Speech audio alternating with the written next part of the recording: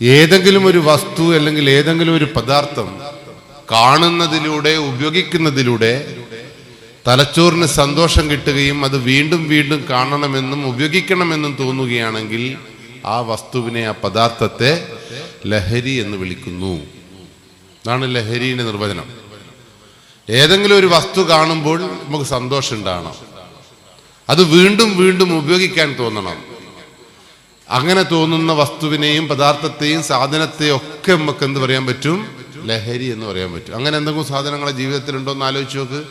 കാണണം കാണണം എന്നിങ്ങനെ തോന്നുക, ഉപയോഗിക്കണം ഉപയോഗിക്കണം എന്ന് തോന്നുക, അങ്ങനെ ഒന്നുമില്ല. മൂപ്പർക്ക് ഫുട്ബോളാണ് ലഹരി. ഫുട്ബോൾ കളിക്കണം കളിക്കണം എന്ന് തോന്നുന്നുണ്ടെങ്കിൽ അദ്ദേഹം നല്ലൊരു മനുഷ്യനാണ്. പരിപാടികൾ ഇങ്ങനെ, പ്രസംഗങ്ങളും ഇങ്ങനെയുള്ള കാര്യങ്ങളൊക്കെ കാണണം കാണണം എന്ന് ആഗ്രഹിക്കുന്നുണ്ടെങ്കിൽ ശരിക്കും നല്ലൊരു ചിന്ത തന്നെയാണ്, നല്ലൊരു ലഹരിയാണ്. പിന്നെ എന്തെങ്കിലും ലഹരി ഉണ്ടോ? ഇല്ല. ചായ, മൂപ്പർക്ക് ചായ രാവിലെ ആകുമ്പോൾ ചായ കുടിക്കണം എന്ന് തോന്നുന്നുണ്ടെങ്കിൽ ചായ മികച്ച ഒരു ലഹരി. ഇതൊന്നുമല്ല ശരിക്കും നമുക്ക് ലഹരി ആവേണ്ടത്. നിങ്ങൾക്ക് നിങ്ങളെ ഭാര്യനെ ഇടക്കിടക്ക് കാണണമെന്ന് തോന്നുന്നില്ലേ? കാണണ്ടെന്നാ തോന്നുന്നത്? ഭാര്യനെ ഓർമ്മിക്കുമ്പോൾ എന്തെല്ലോ ദേഷ്യം പിടിക്കുന്നുണ്ടാ? നിങ്ങൾ എന്തോ വീട്ടിൽ നിന്ന് ആരും പ്രശ്നം ഉണ്ടാക്കി വന്നെയാന്ന് തോന്നുന്നു. കാരണം നിങ്ങൾ ഇരുത്ത അങ്ങനെയാണ്. കാരണം നിങ്ങൾക്ക് ഒരു ഭാവവും ഇല്ല. അല്ലെങ്കിൽ നിങ്ങളെ വിഷയം എന്താണെന്നറിയോ? ലഹരിയോ? എന്ത് ലഹരി? ഇതെല്ലാം ഞാൻ കേൾക്കേണ്ടതാ? ഇതെല്ലാം എന്നെ ബാധിക്കുന്ന ഒരു വിഷയമില്ല. എൻ്റെ ബാപ്പ വലിക്കൂല, ഉപ്പാപ്പ ഇതുവരെ കണ്ടിട്ടേ ഇല്ല, കാരണവന്മാർ ഇത് ഉപയോഗിച്ചിട്ടില്ലേ എന്നുള്ള ധാരണയിലാണ് ഇരിക്കുന്നതെങ്കിലും തെറ്റി. നിങ്ങൾക്ക് നിങ്ങളെ ഭാര്യനെ കാണണം എന്ന് തോന്നുമ്പോൾ വീട്ടിലേക്ക് പോകണം എന്ന് തോന്നണം, മക്കളെ കാണണം. ലഹരി എന്ന് പറഞ്ഞ ഈ ക്ലാസ്സിന് വരുമ്പോൾ നിങ്ങളെ മനസ്സിൽ എന്തേനുള്ളത്? സിഗരറ്റ്, കള്ള്, കഞ്ചാവ്, ഇങ്ങനത്തെ 3-4 സാധനങ്ങളാണ് ലഹരി. തെറ്റല്ലേ? നമ്മൾ മനസ്സിൽ കരുതിയ സാധനം തെറ്റല്ലേ? അപ്പൊ വേണ്ടെന്നല്ല പറയാം. അതുകൊണ്ടാണ് നമ്മളെ ക്യാപ്ഷൻ എന്താണെന്ന് പറയുക, ജീവിതമാകണം ലഹരി. ജീവിക്കാൻ കൊതി തോന്നണം. ഫുട്ബോൾ കളിച്ചിട്ടാ ജീവിക്കണ്ടെങ്കിൽ നിങ്ങൾ കളിച്ചോളി. ഇനി വായിച്ചിട്ടാണ് നിങ്ങൾക്ക് ജീവിക്കേണ്ടതെങ്കിൽ വായിച്ചോ. വീട്ടിൽ കൃഷിപ്പണി ചെയ്യലാണ് ഉദ്ദേശമെങ്കിൽ ഗാർഡനിങ്, അല്ലെങ്കിൽ മൃഗങ്ങളെ വളർത്തുക. അങ്ങനെ എന്തെങ്കിലും ഒരു പോസിറ്റീവായിട്ടുള്ള ലഹരി ഇല്ലാത്ത മനുഷ്യനാണ് വേഗം വരിക.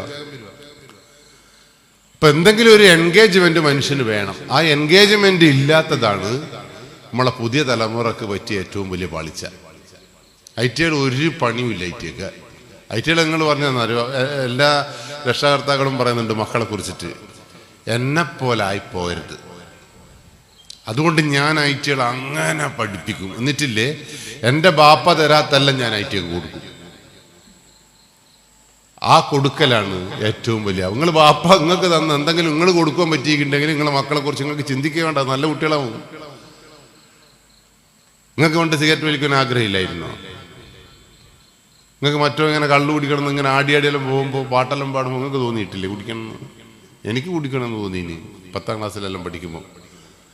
ഇങ്ങനെ എന്ത് രസമാണെന്ന് പറയും, ഇങ്ങനെ ആടി പോകുമ്പോൾ നമുക്ക് അറിയില്ലല്ലോ ഇതിനെ കുറിച്ച്. പക്ഷെ നമ്മൾ കുടിച്ചില്ല, നമ്മൾ സിഗരറ്റ് വലിച്ചില്ല. മറ്റോ സിഗരറ്റ് ഇങ്ങനെ പൂജ്യം പോലെ ഇങ്ങനെ ആകാശത്തേക്ക് ഇങ്ങനെ ഉന്തി ഇങ്ങനെ വിടുമ്പോൾ ഇല്ലേ നമ്മളത് ശരിക്കും ഓനോടൊപ്പം ഇങ്ങനെ ആയിട്ടുണ്ട്. ഞാൻ ആയിട്ടുണ്ട്. പക്ഷെ എന്തുകൊണ്ട് ഞാൻ വലിച്ചില്ല എന്ന് ചോദിച്ചാൽ കുറേ ആളെ പേടിയുണ്ടായിരുന്നു. നമുക്ക് അച്ഛനെ പേടിയായിരുന്നു, അധ്യാപകനെ ഭയമായിരുന്നു, അപ്പുറത്തെ വീട്ടിലെ മുഹമ്മദിന്റെ ബാപ്പ എന്നെ നിരീക്ഷിക്കുന്നുണ്ടോ എന്നുള്ള ഭയാശങ്ക എനിക്കുണ്ടായിരുന്നു. അല്ലെങ്കിൽ പ്രണയിക്കണം എന്ന് എനിക്ക് ആഗ്രഹം ഉണ്ടായിരുന്നു. ഓരോ പെണ്ണിനെ കാണുമ്പോൾ ഞാൻ പേരിക്കും ഇന്ന് ഓള് തന്നെ എൻ്റെ ഭാര്യ, ഓക്ക് നാളെ ഞാൻ റോസാപ്പ് കൊടുക്കും, എനിക്ക് ഐ ലവ് യു എന്നൊക്കെ പറയുന്ന സ്വപ്നം കാണുന്നതിന് പ്രശ്നമൊന്നുമില്ലല്ലോ. പക്ഷെ പിറ്റേന്ന് ഓളെ കാണുമ്പോയില്ലേ, ഓളെ ആങ്ങളെയും കൂടി കാണുമ്പോയില്ലേ നമുക്ക് നമ്മളെ റോസാപ്പൂ കയ്യിൽ നിന്ന് വീണു പോയിരുന്നു. അങ്ങനെയൊക്കെ നമ്മൾ ജീവിച്ചത്, എല്ലാവർക്കും ആഗ്രഹം. പക്ഷെ ഇന്ന് നിങ്ങളുടെ മക്കൾ, ഇന്ന് പുതിയ തലമുറ എന്ന് പറയുന്ന സാധനത്തിന് ഒന്നിനും പേടിയില്ല. നിങ്ങളെ മുമ്പ് നൈറ്റുകൾ കളിക്കുന്ന കളി നോക്കുങ്ങൾ. ആരാണ് ആ മക്കളെ അങ്ങനെ ആക്കിയതെന്ന് ചോദിച്ചാൽ നിങ്ങളും ഞാനും തന്നെ. ഭയമില്ലാതെ വളരുന്ന ഒരു തലമുറയുണ്ട് ഇവിടെ, നിയന്ത്രണമില്ലാതെ വളരുന്ന ഒരു തലമുറയുണ്ട്. അങ്ങനെയുള്ള തലമുറയാണ് നാടിൻ്റെ പ്രശ്നം. അല്ല ലഹരി ഒന്നല്ല ഇവിടുത്തെ വിഷയം. സിഗരറ്റ് പണ്ടുണ്ട്, ഇപ്പോൾ ഉണ്ട്. കള്ള് പണ്ടുണ്ട്, ഇപ്പോൾ ഉണ്ട്. കഞ്ചാവ് പണ്ടുണ്ട്, ഇപ്പോൾ ഉണ്ട്. പക്ഷേ അതിനെയൊക്കെ അതിജീവിച്ചുകൊണ്ട് നിങ്ങൾ എൻ്റെ മുമ്പിൽ കസലയിൽ ഇരിക്കുന്നുണ്ടെങ്കിൽ എന്തുകൊണ്ട് പുതിയ തലമുറക്ക് അങ്ങനെ കഴിയുന്നില്ല എന്ന് ചോദിച്ചാൽ, പുതിയ തലമുറയെ നയിക്കുവാനും നിയന്ത്രിക്കുവാനും നേരായ വഴിയിലൂടെ ചിന്തിപ്പിക്കുവാനുമുള്ള കഴിവ് നിങ്ങൾക്കും എനിക്കും നഷ്ടപ്പെട്ടു. അവിടെയാണ് വിഷയം. ആർക്കും ആരെയും ഭയമില്ല. ശരിയാണോ? അവിടെ പാളിച്ച പറ്റി. നമ്മൾ നോക്ക്, ഭയമില്ലാതെ നടക്കുന്ന സമൂഹം അരാജകത്വം വാഴും. നിങ്ങൾ കേരളത്തിന്റെ മണ്ണിലേക്ക് ഇപ്പം നോക്കുന്നു, പേടിയില്ലാണ്ട് വളരുന്ന കുറെ സാധനങ്ങളുണ്ട് ഇവിടെ. നായ്ക്കളെ കണ്ടിട്ടുണ്ടോ നമ്മള്? നായ്ക്കൊക്കെ ഇപ്പം ആരെങ്കിലും പേടിയുണ്ടോ? പേപ്പറിൽ വായിക്കില്ല. ഇവിടെ നായ്ക്കളില്ല. മനുഷ്യനെ കാണുമ്പോൾ നായ്ക്കൊക്കെ ഒരു ഉണർവാണ്. ഓനൊന്ന് പേടിപ്പിക്കാം, കുറച്ചു നേരം പുറകെ പോയ നായ ഇങ്ങനെ മനുഷ്യനെ കളിപ്പിക്കുവാണ് ദിവസവും. ഒരു 10-20 കൊല്ലം നായി മനുഷ്യനെ കണ്ടപ്പോൾ തിരിഞ്ഞോടിയിരുന്നു. ഓർമ്മ ഉണ്ടോ നിങ്ങൾക്ക്? നമ്മൾ സ്കൂളിൽ പോകുമ്പോൾ വഴിയിലൂടെ ഒരു നായി വരില്ല. നായി വന്നിക്കിട്ടാൽ നായ്ക്ക് അറിയാം ഈ നായിൻ്റെ മുമ്പ് പെട്ടാൽ എൻ്റെ കാര്യം പോക്കാന്നുള്ള ബോധം നായ്ക്കുണ്ടായിരുന്നു. ശരിയാണോ? അതിനെ എറിഞ്ഞു മടിച്ചു നമ്മളെ മുമ്പിൽ നിന്ന്. പക്ഷെ അത് അപ്പം തന്നെ നായ്ക്ക് നമ്മളെ കാണുമ്പോൾ ഒരു ബഹുമാനം ഉണ്ടായിരുന്നു. ഓൻ്റെ മുമ്പ് പോണ്ട പറ്റും. പിന്നെ കുറച്ച് പൊട്ടൻ നായ്മാർ നമ്മളെ മുമ്പിൽ നായ്ക്കൾ വന്നിട്ടുണ്ട്, അതിന് കയറി കിട്ടുന്നതാണ്. ഞാൻ ഇത് ഭയങ്കര ഭീകരമായിട്ട് അനുഭവിച്ച ഒരാളാണ് ഞാൻ. കഴിഞ്ഞ ഓണത്തിൻ്റെ ദിവസം ഡ്യൂട്ടിയിലിരിക്കുമ്പോൾ ഭക്ഷണം കഴിക്കാൻ പോയതാ 10 മണിക്ക്. തിരിച്ചാ CM-ന്റെ മുമ്പിലെത്തിയപ്പോൾ ഒരു 5-6 നായ്ക്കൾ എൻ്റെ മുമ്പ് കൂടി ഒരൊറ്റ ചാട്ടം. ഒന്നുമില്ല, ബുള്ളറ്റ് ഒരു നായിൻ്റെ മേലാകെ കയറിപ്പോയി.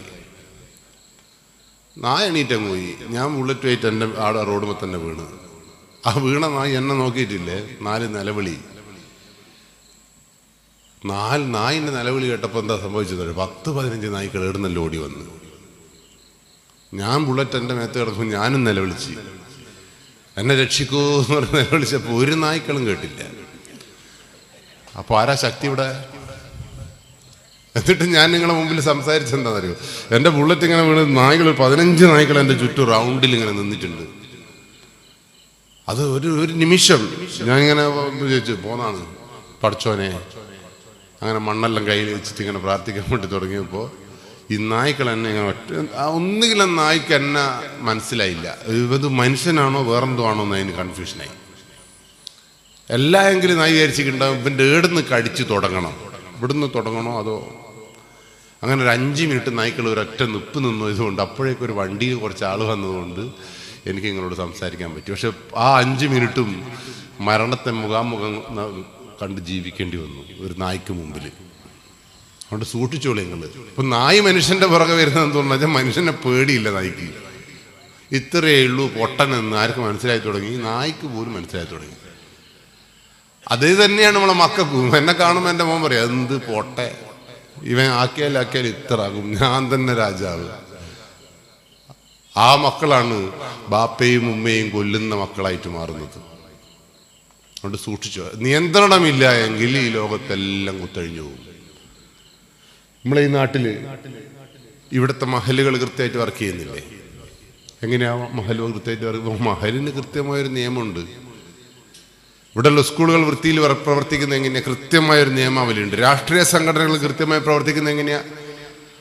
അതിന് കൃത്യമായൊരു നിയമാവലി ഉണ്ട്. ആ നിയമത്തിന് വിരുദ്ധമായിട്ട് എന്തെങ്കിലും ചെയ്താൽ പാർട്ടിയിൽ നിന്ന് പുറത്താണ്, മഹലിൽ നിന്ന് പുറത്താണ്, സ്കൂളിൽ നിന്ന് പുറത്താണ്. അതുകൊണ്ട് അത് കൃത്യമായിട്ട് മുന്നോട്ട് പോകുന്നത്.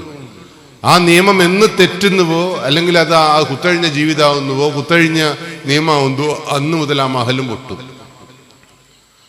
അപ്പൊ അവിടെയാണ് വിഷയം. മക്കളെ നിയന്ത്രിക്കണം.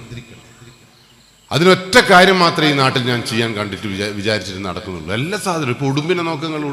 ഉടുമ്പുണ്ടോ ഈ നാട്ടിൽ? ഉടുമ്പില്ലേ? 2000 ഉടുമ്പുണ്ടേനാ? മനുഷ്യനെ കണ്ട പറവറക്കം ഉടുമ്പ്. ഞാനൊക്കെ ഉടുമ്പ് ഏടെ ഓടിയാലും ആടം വരെ ഓടുന്നു. പയ്യന് മാളത്ത് പോയാൽ മുളകിട്ട് പോക്കും. അപ്പുറത്തുകൂടി ഉടുമ്പ് വന്ന് അതിനെ പിടിച്ച് അതിൻ്റെ കട്ടയും പടവും മടങ്ങും വന്നു. മൃഗസംരക്ഷണ നിയമം വന്നതോടുകൂടി എല്ലാ മൃഗങ്ങളെയും തുടരരുത്, അടിക്കരുത്, നുള്ളരുത് എന്ന് പറഞ്ഞപ്പോൾ മനുഷ്യന്മാർക്ക് മൃഗങ്ങളെ ഭയമായി. ഇപ്പൊ ഇന്നലെ മിഞ്ഞാന്നായിട്ട് ഞങ്ങൾ ഉടുമ്പിനെ കണ്ടിനാ? വന്ന് കണ്ടിട്ടില്ല. വീട്ടിൻ്റെ ഉള്ളിലേക്ക് ഒരു ജയന്റെ വരവുണ്ടായിന്.